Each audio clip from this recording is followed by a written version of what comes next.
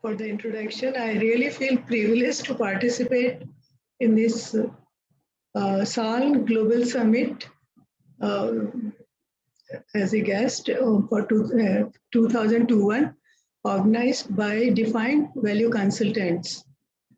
Uh, Project Yug Parivartan, I can say, is a huge project with very vast objectives to it. It is a project of the DVC focusing on sustainable development goals and self-actualization. Really, it's a very difficult term, and I really thank the organizers, Shri Hitesh Chandela ji and his close associates for this revolutionary concept of creating a network of self-actualized leaders. And I feel really privileged. मेरा आपको आभार कि आपने मुझे इस leadership के लिए चुना, जो आपने 75 या जो भी लीडर्स अभी तक लिए हैं. I am really grateful to you. Thank you so much.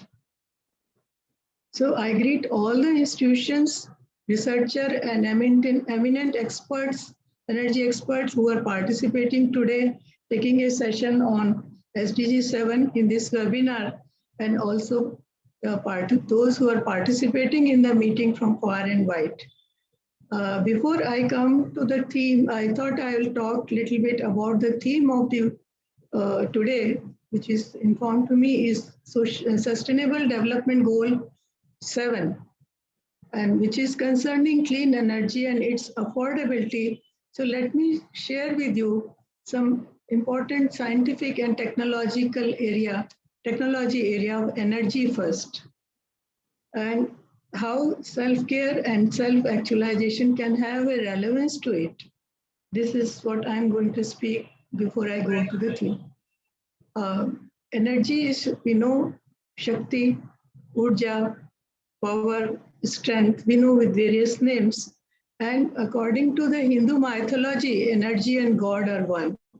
So when I was hearing the session on yoga, I really felt good that the beginning has been made in such a grand way. So it is Shakti is a creative impulse of inherent within the goddess Durga. It is an absolute and activates the process of creation, sustains the universe, and also destroys it. So, as you know that the energy is very essence of the living system, and you are also aware that we are having physical energy and mental energy, which you were talking just before that. And we have seen also that even when sometimes the physical energies have really gone down, the mental energy make things possible, which really looked impossible. So that is, I think, self-actualization. It gives how it gives you an idea how the self-actualization can work. So this is what my understanding is. Please correct me if I am wrong. And then also we have a third energy, which is in our environment, which affects our body physically, mentally, our thinking, and it's like sun, air, or water, or let's say weather. Weather has an energy of its own, and it affects affects us in many ways. And the fourth energy which we are really concerned is the electricity. Electricity runs the household equipment. It makes the life comfortable. Without electricity, we cannot imagine a life. So what should self-actualization be in this case? I think that is what we are concerned with. So I think if we go back, look back, say in ancient times, the human and animal energies were supreme. The first industrial revolution, which changed the scene drastically, in mid of 18th century, steam engine was operated, and it laid the foundation of current energy systems, which we have today. By the 19th century, the science of thermodynamics, that is also known as science of energy, was fully developed. And we were talking about the laws thermodynamics to explain all kinds of heat energy, waste, force, work energy principles. And immense growth has really taken to in the 20th century when Einstein, famous Einstein scientist, discovered the correlation between the energy and mass. The famous equation E is equal to mc square, that all material is energy and all energy is material. That was the concept which was defined by the Einstein. And then we started understanding the matter around us, and then the progress in science and technology took us to many different directions. And this is what we are today. So production of energy started growing rapidly, even when the fossil fuels started giving us electricity, and those countries who could afford the fossil fuels wherever they were, where oil was somewhere, coal was somewhere, and the countries who could really afford them, they got industrialized first. And this industrialization process actually make them, they dominated the world. Those countries also dominated the world, and consequently, the consumption of energy has become a landmark of progress, economic progress, or global electricity generation has reached almost, maybe as you know, 27,000 terawatt hours. This is the unit we measure electricity consumption globally. And lots of countries have various degree of variation in this consumption. So I'm not going to really talk about that issue, but I would like to highlight that in 21st century, after transitioning from the 20th century, the challenges are very different. While that time we were understanding the science, we were understanding the matter, we were developing the devices, gadgets, which we are having today. In 21st century, sustainability has become the most important. Now we have to, whatever we do, it should be sustainable. And the fossil fuel resources also started depleting. What fossil fuel, I mean coal, oil, gas, which we consume for generation of electricity. Our Prime Minister, Shri Narendra Modi ji, on 15th August has said, he made a clarion call for energy independence. India should have energy dependence. What does it mean? It means that we should be able to generate energy sustainably, and also should be reduce our imports of energy so that we are independent, fully independent, which means we need to work in all directions to get the success for the energy. And India and move towards clean and green energy. This should be our goal. And pollution, which has started increasing manifold, and also it is being manifested at climate change. We all know today we are almost seeing a climate change which 20 years ago we used to talk it is uncertain. This might happen uncertainly. A high degree of uncertainty is there, and now in 20 years we see those predictions are coming before us. We are getting the intense weather events like intense rainfall we are having in Delhi, and very few events, but they are intense and they are frequent. And you have seen the whole country is devastated by the such intense rainfalls, and we are not able to. So there is a change in weather, in climate. We are seeing there is a shift in the climate. The seasons are now shifted. So this is what is getting manifested, which used to be uncertainty because of pollution of greenhouse gases, which we used to talk in 90s. So the three critical problems we faced in energy today is, first one is continuous depletion of fossil fuel resources also, because the oil we know is declining, we don't know how long, and coal is also has limitations. And the second one is continuous degradation of environment. And that is also becoming because of the fossil fuel combustion, largely because of that, and it is which is used for generating energy. So energy and climate change are very closely a nexus, have a close nexus. And also we can also say, see the third one today we are facing is the rising oil prices, which is affecting our whole human society. And that also makes access to energy difficult. And we have seen that in within few months, the petrol prices have increased from 75 to 100, more than 100. Right now we can see that. So this is 25% increase is really substantial.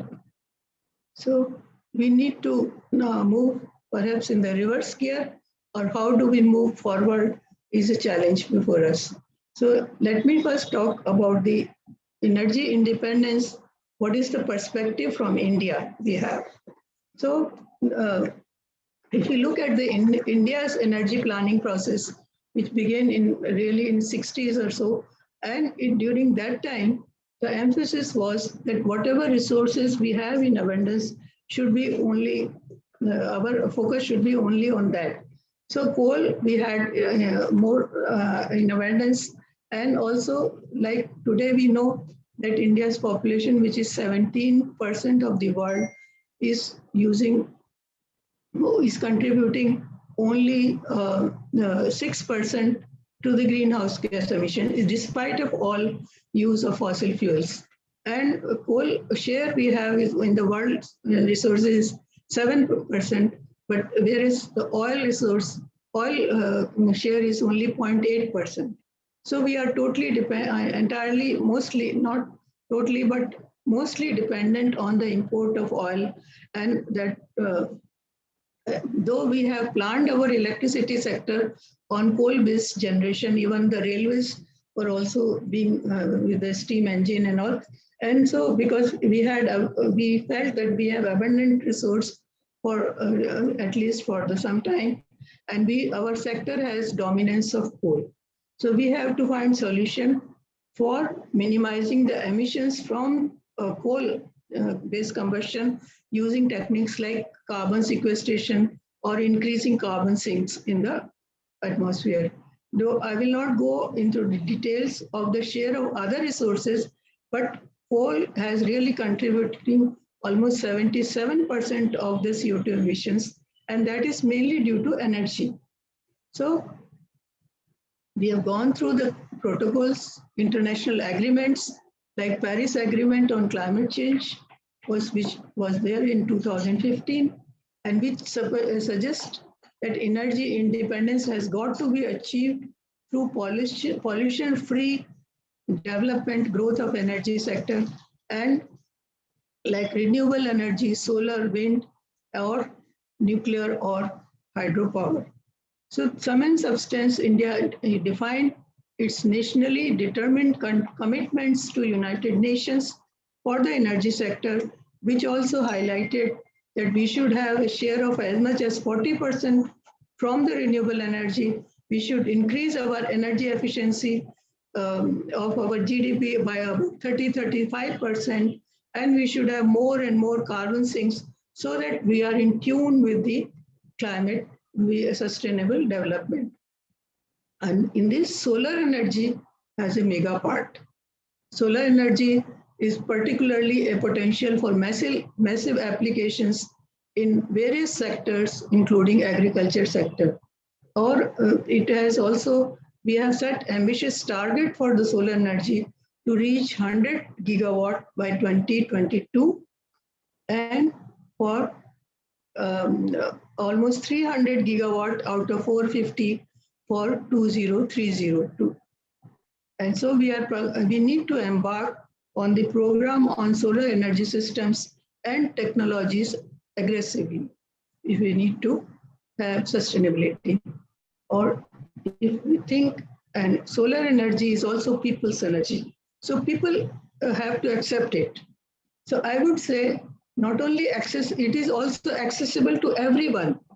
So I would say accessibility, affordability, and acceptability lies with solar energy. So this is where the self-actualization, in my thinking, can happen when people accept it.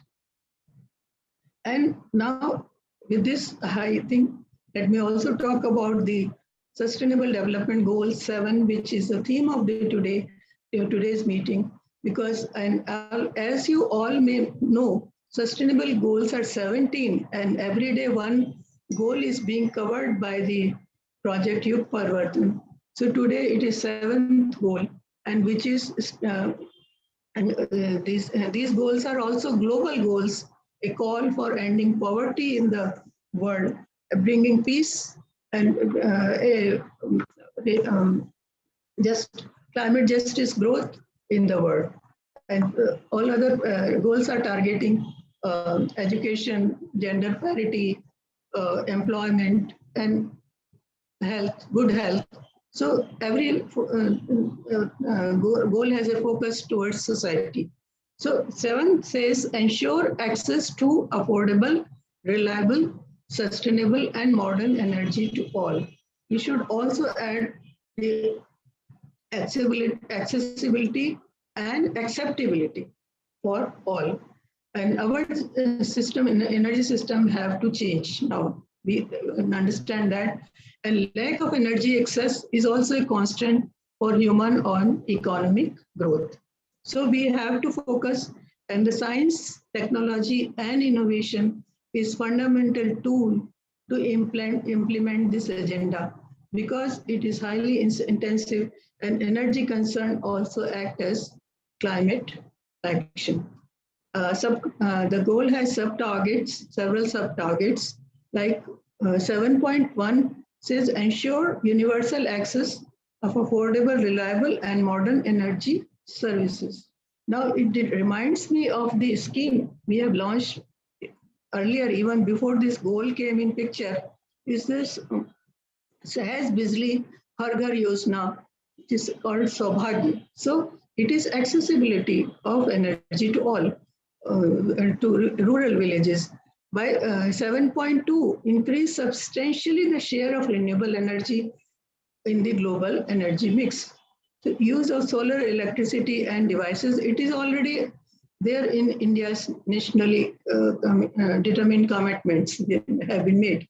7.3, it says double the global rate of improvement of energy efficiency. Again, it is there in our Sustainable Development Goal, national determined commitments that energy efficiency must increase. So application of science and technology, or shift to hydrogen energy, I mean, these are the focuses on which we are working on as a scientist. 7. Then there is 7A and 7B, two goals are there, which are talking on a broader perspective, which says enhance international cooperation to facilitate access to clean energy research and technology, including renewable energy, energy efficiency, and advanced and cleaner fossil fuel technology. So it talks of three things: renewable energy, energy efficiency, and also carbon sequestration or reduction of carbon emissions, and sustainable, that is cleaner fossil fuel technology. With higher efficiency, we can achieve that supercritical, and we can also have the sequestration or create sinks. Promote investment in energy infrastructure and clean energy technology. So, and the 7B says by 2030, expand the infrastructure and upgrade technology for supplying modern sustainable energy devices, services, not devices, sorry, services in all developing countries. Small, particularly the small island states, least developed countries, and landlocked developing countries in accordance with their respective program of support. So these broad goals, how they can be addressed, how we can address them.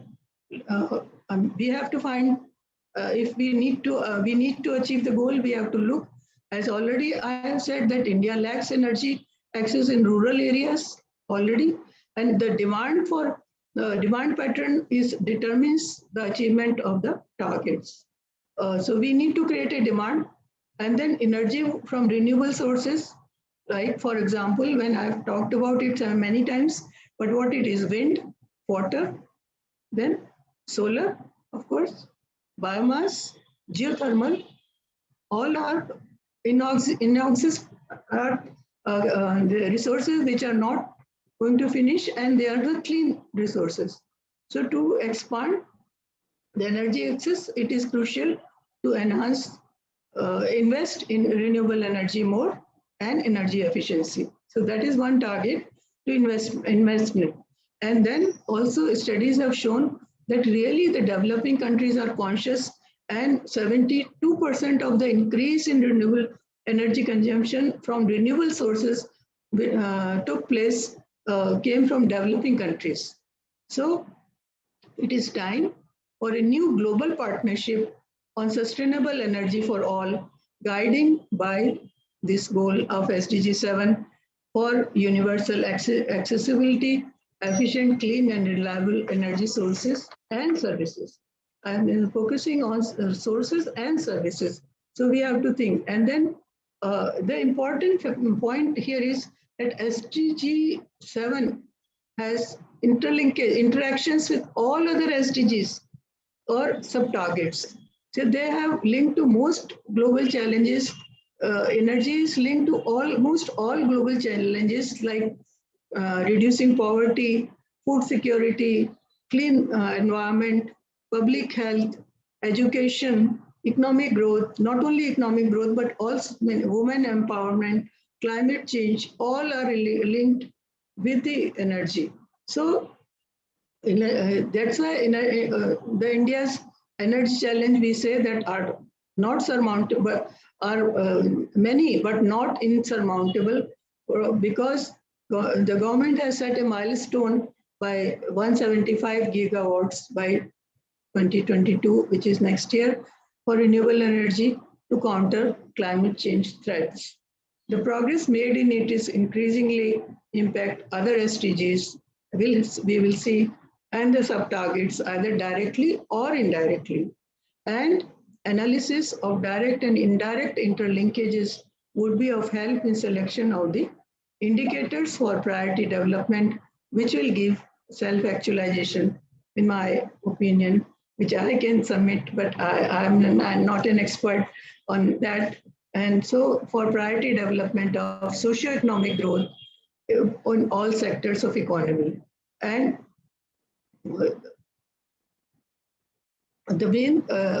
point also which I thought was that when the SDG 7B is also talks of global partnership, and this reminds me that International Solar Alliance, which India has launched, which has taken India is taking lead in global partnership in solar energy through this alliance, and it also was launched during 2015 when the Paris Agreement was discussed, and SDGs were also evoked.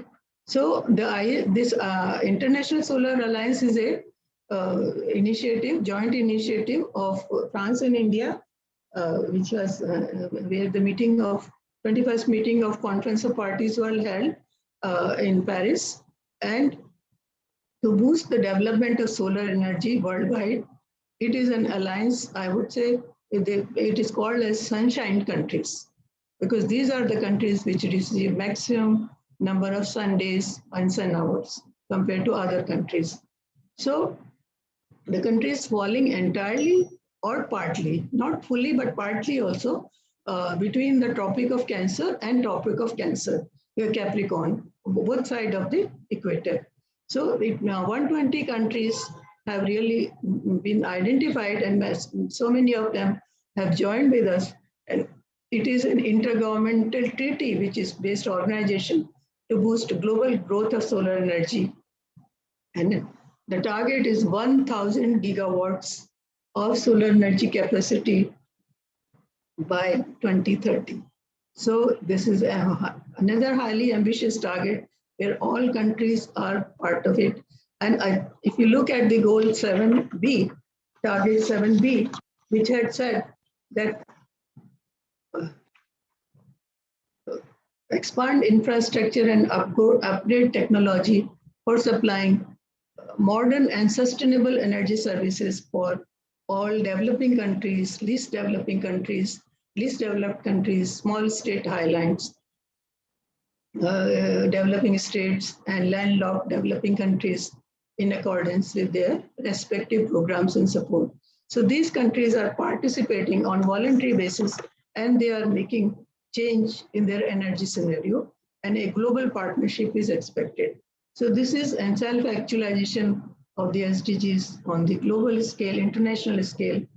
And I suppose I must complete it now. So with these remarks, I would be very happy to invite the eminent keynote speakers who are going to take session on the SDG 7 and take this goal forward. Thank you so much. Thanks, Dr. Malti Goyalji, for wonderful insights about clean energy and which is affordable as well, so that this planet would continue to see the reduction in the climate change and the disastrous effects of it on the mankind. So this is really important that the energy should be made both affordable and clean, because if it is not clean, it will add to the pollution. And if it is not affordable, then it will add to the difficult economic situations in each family household. So thanks a lot, Dr. Malti ji. I would like to now invite my colleague, Mr. Amit, to invite our next speaker. And in the meantime, if somebody has questions for Dr. Malti, kindly raise your hands and ask your question.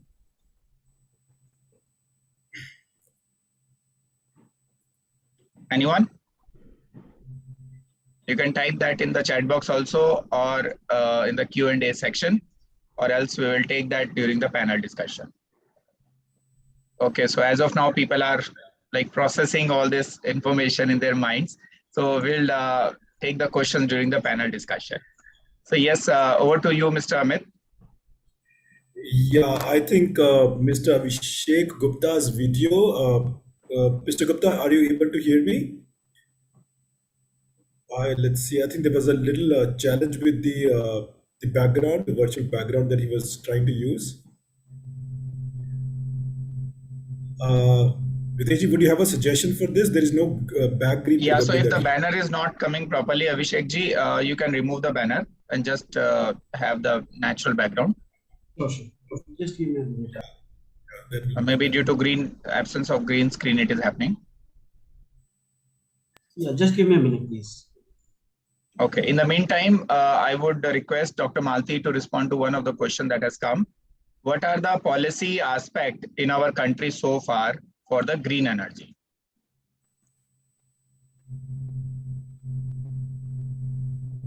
आप mute पे हैं doctor Malti.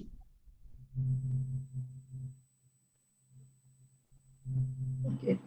Well, this is a really important question because it's not one policy, or I mean there are so many policies India has been looking at the renewable energy sector from 1970s, 80s forward onwards, and R&D, research and development focus is there, and then application focus is there, first for smaller systems, then for bigger systems, then focus is changing from rural to urban areas, and India is focusing on green growth for quite some time.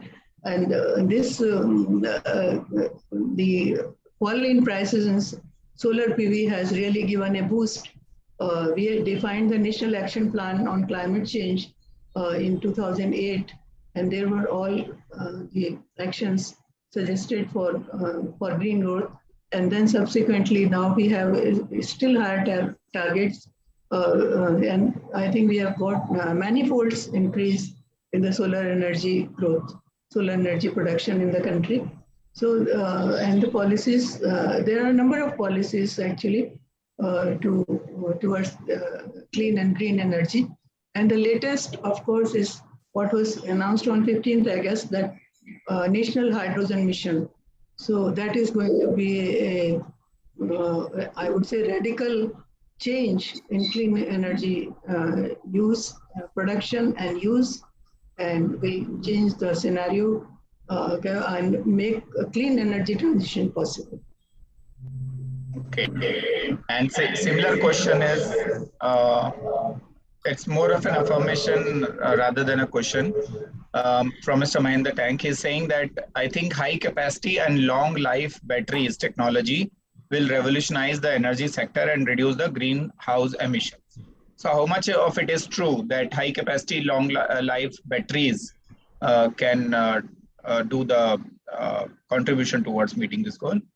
Surely, essentially, we need, for example, if you're talking of electrical vehicles program, which the government has introduced, so this is one of the policy of the government of India to introduce electrical vehicles. So we need high capacity and long life batteries because charging in itself is if it is only short time, then they will not be able to run the vehicles. So, it is true that we are looking for a battery. Solar energy being intermittent, we need a battery for storage to make a continuous supply, or we need a supporting base resource which can supply energy when solar is not there. And battery is one option which has to be there even when there is a base load. So battery has to be cost effective, high capacity and long life so that we can charge at a longer intervals and depend on that. If it is quickly discharging and the batteries get affected by temperature, so we cannot just import a battery because our tropical environment is different and the battery life reduces. So we need to have batteries which can work on our climate, our temperatures, and that really makes it a big challenge to develop battery storage systems for the success of the solar energy. And if hydrogen comes, then hydrogen will be a battery which work on hydrogen supply. So we need not depend upon the capacity, the life, because as long as we can supply hydrogen, it will work. And that will be entirely pollution free. So that's why it is a great challenge. Okay. So one last question before we move on to our next speaker. What can each individual do to be part of the change and help reduce the waste of energy? Yeah, another very good question. Waste to energy is one aspect which also is been there, and it has also been is the most important to convert the waste into usable energy.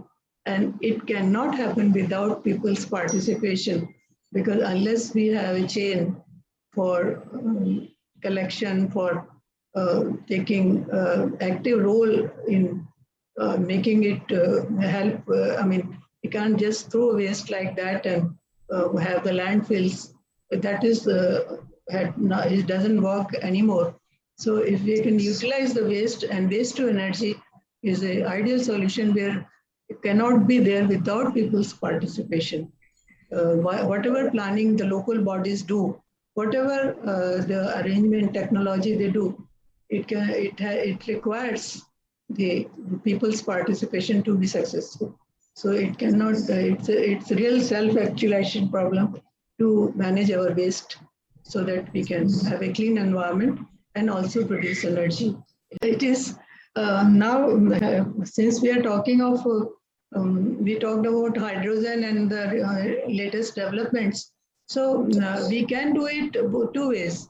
One is that, as I was saying, that you can have a solar system, hybrid system, for example, with two resources of different nature, so that we can have a connectivity. When solar is not working, the other resources will work. Like you can have a gas based plant to support that. That is one way.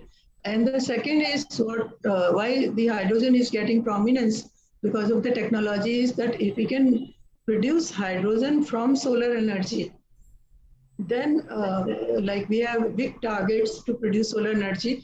So if we can produce hydrogen from that, then it will become a source for itself. So we need not have a separately battery storage. It will work with that in conjunction with it. So then solar energy will become much more effective as compared to what we have now. The need for a battery or to address the intermittency or Grid connectivity is another issue. It's not, it's a highly complex issue to connect solar energy to grid, because we must know the forecast. If we don't know the forecast, then when solar energy is more and grid is already there, all our equipment will go bad, because they won't be able to handle so much of electricity. So we need to shut down that when solar is more. So that needs forecasting. So that's another field that we need to forecast these solar and wind energies, and then make them successful through grid connectivity only. The excess can go to grid, and when they are producing more, then grid you can manage, but the source has to be managed as well.